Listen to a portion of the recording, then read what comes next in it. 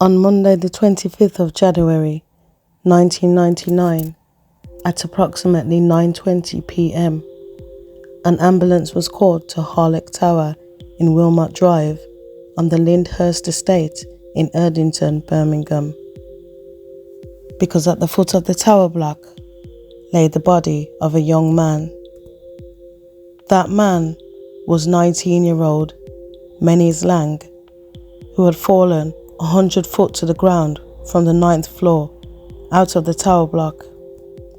Menace had been discovered at the foot of the block of flats by his cousin Dean.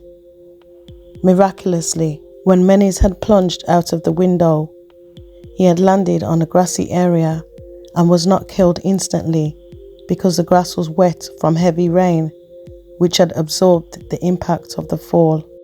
Menace was still alive when police and the paramedics arrived, and the paramedics worked on him at the scene before rushing him to City Hospital. Menace suffered what was described as unsurvivable multiple injuries, and doctors battled to save his life for 4 hours, but they were unable to save him, and at 1:40 a.m, 4 hours after he'd been found, Menace was pronounced dead.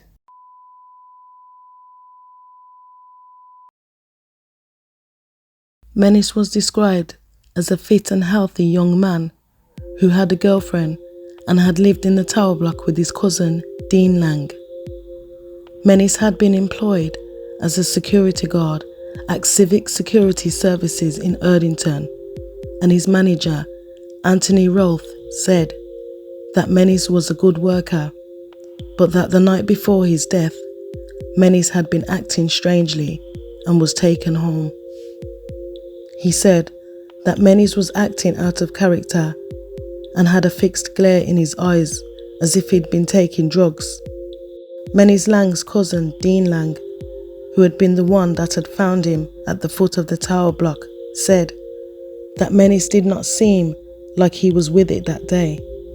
Dean also stated, "Menace said he had seen something, but would not tell me what. He also said he had a dream where he saw me and all his brothers in it." Upon his death, police conducted a search of Menace's 9th floor flat, where they discovered an open kitchen window. They also discovered what they described as a packet of herbal cannabis in his bedroom, but they found no suicide note. At the coroner's court at the inquest into Menace Lang's death, the court heard how Menace had no worries, and the coroner, Dr. Richard Whittington, said that the post-mortem uncovered a small trace of cannabis in Menace's system, which he says could have had an effect on his mental state. Police said that they could not rule out foul play, with Detective Sergeant Dave Styler of Queen's Road Police Station in Aston, Birmingham, saying that a number of witnesses were still to be interviewed by police. The coroner recorded an open verdict saying, "This was a tragic and unexpected death of a fit young man. We are left with some debate as to what precisely happened. It is impossible to say with the evidence exactly what was on his mind at the time of his death." Menace Lang's flat was eventually emptied and boarded up, with neighbours being mystified by his death.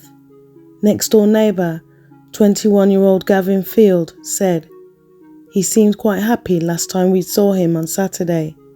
It's a complete shock." Other residents on the Lyndhurst estate also stated how they had made complaints about the estate being neglected in terms of crime, vandalism, noise, and rubbish being dumped to the council, and pled for improvements for the estate. Tragically, Menace Lang's death mirrored the death of his own father, who had also jumped out of a tower block to his death when Menace was a child. In 2011, Wilmot Tower, the block of flats where Menace Lang fell from 12 years earlier, was demolished.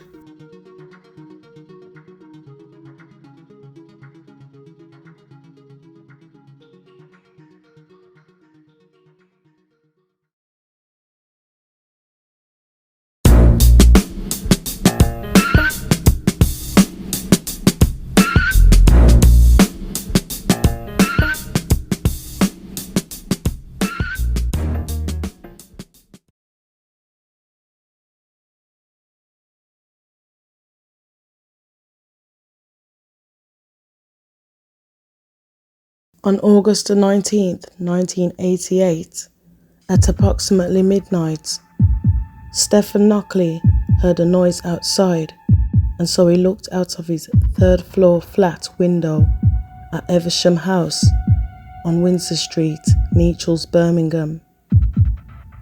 He was horrified to see his neighbour that lived above him on the fourth floor holding her baby over the balcony. The woman was 22-year-old Joyce Dunkley, and the baby she was holding over the balcony was her 22-month-old son, Wesley. But before Stephen could do anything, he saw 22-year-old Joyce step forward onto the balcony and jump whilst holding her 22-month-old baby son. Initially, Joyce survived the fall and was taken to Birmingham Accident Hospital, but Joyce died later that day from a hemorrhage caused by multiple internal injuries. Her 22-month-old son Wesley was killed instantly due to internal injuries and a fractured skull. What would cause a young mother to take her own life, as well as the life of her child? According to Joyce's sister Pauline from Handsworth, Joyce was depressed because she was in a financial crisis. She had signed up to an employment agency, but the work that she was offered was sporadic and the hours were few and far between, and because of this, she was living in financial difficulties. In desperation, she had asked her family a few weeks before she ended her own life and that of her sons if she could cash in an insurance policy she'd taken out weeks earlier, but to no avail. Her baby son's father was not in their lives, and he lived in London and would only visit his son occasionally, so Joyce was doing it all on her own. Looking at the situation, she may have even been suffering from postnatal depression. Joyce struggled on to make ends meet on £35 a week, and she'd even visited the Department of Health and Social Security, known then as the DHSS, but known now as the Department for Work and Pensions, not long before she took her own life, to sort out a claim for government benefits that she was entitled to, and she was waiting for the claim to be processed. Joyce's sister Pauline said, "I would say that sometimes she was anxious about her finances, but whenever she was worried, we all gave her money." During the inquest into her death, Coroner Richard Whittington gave a verdict of suicide for Joyce and unlawful death of her son Wesley. The coroner also stated, "One-parent families are entering into uncharted seas by starting a family without the support of a father. Young mothers may face tremendous difficulties bringing up a family on their own. People should think twice about bringing up a family alone. They should realize they are going to face many problems alone." Gingerbread, an organization which was founded in February 1918 as the National Council for the Unmarried Mother and Child, and is an organization for single-parent families, slammed the coroner's comments as unfair and unsympathetic.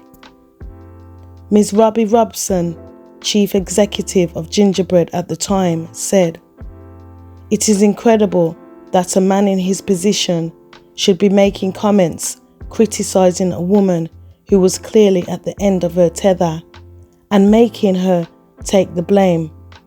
The coroner is just blaming the wrong person. The lone parents are taking the responsibility because they are the ones who care for the child."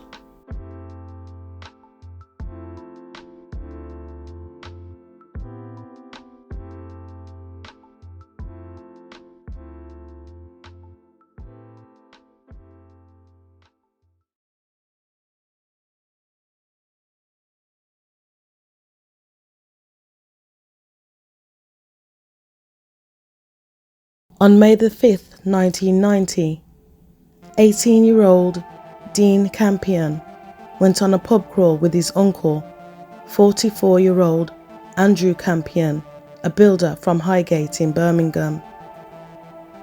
18-year-old Dean from Longfellow Road in Kings Norton worked as a labourer for a living, and he was also an amateur boxer. Dean was described as a teenage show-off, and Dean's uncle Andrew described him as a bit of a poser, always showing off his muscles.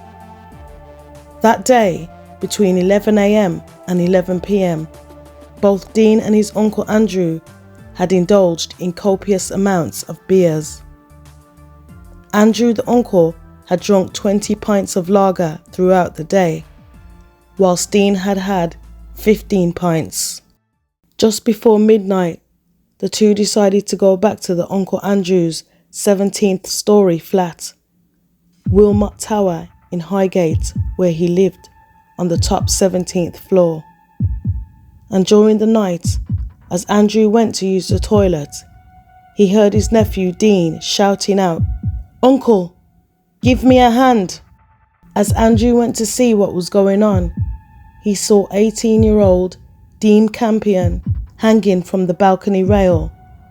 It is believed that Dean had tried to show off his muscles by hanging from the 17th floor balcony, but being so heavily intoxicated, his judgment was impaired.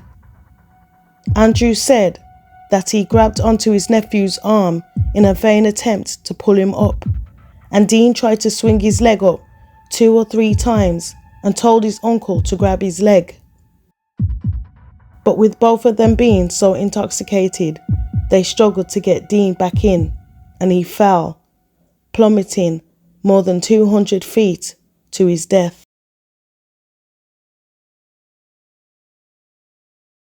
Upon hearing of her son's death, Mary Walters, who was Dean's mother, was said to be in shock and totally devastated.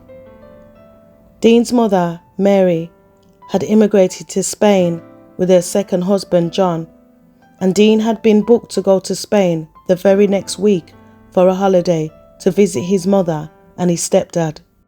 Dean's mother and her husband flew back to Birmingham upon hearing the devastating news of her son's tragic passing. Pathologist Dr. Henry Thompson carried out the post-mortem on 18-year-old Dean Campion and ruled that he had died from multiple injuries. He also stated that Dean was highly intoxicated and more than 3.5 times over the drink-drive limit. Dean's uncle Andrew said, "I can only assume he didn't know what he was doing."